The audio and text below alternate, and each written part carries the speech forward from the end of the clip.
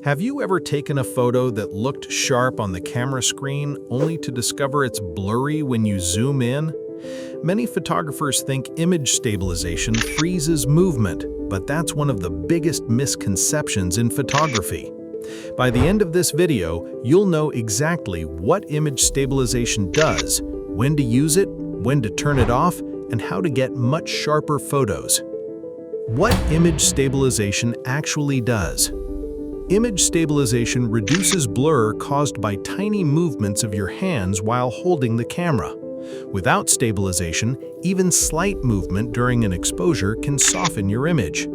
There are two main systems: lens stabilization, Canon IS, Nikon VR, Sony OSS, Sigma OS, Tamron VC, and In-Body Image Stabilisation, or IBIS.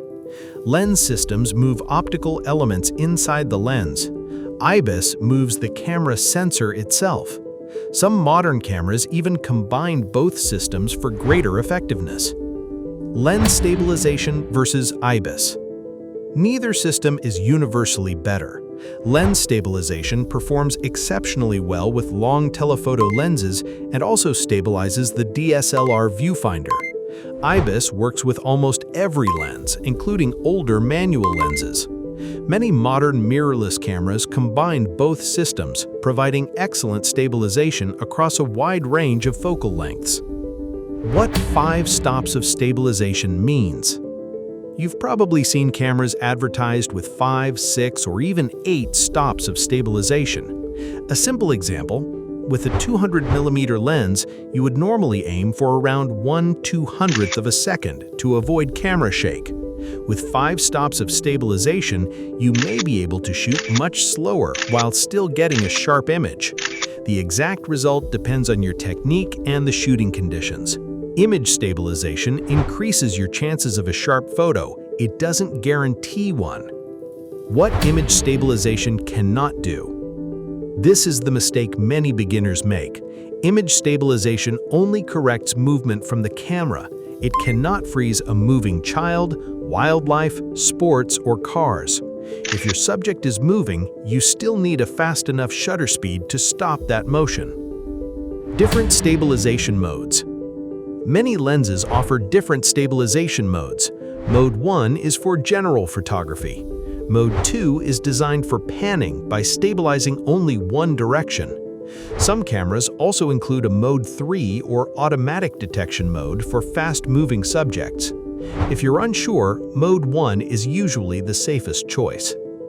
When to turn stabilization off? Most of the time, leave stabilization turned on. However, if your camera is mounted on a sturdy tripod for long exposures or astrophotography, some older systems can actually introduce blur. Many modern cameras automatically detect tripod use, but it's still worth checking your camera's manual. Image stabilization for video. Video often uses several types of stabilization: optical stabilization, IBIS, and electronic stabilization. Electronic stabilization usually crops the image slightly to smooth movement.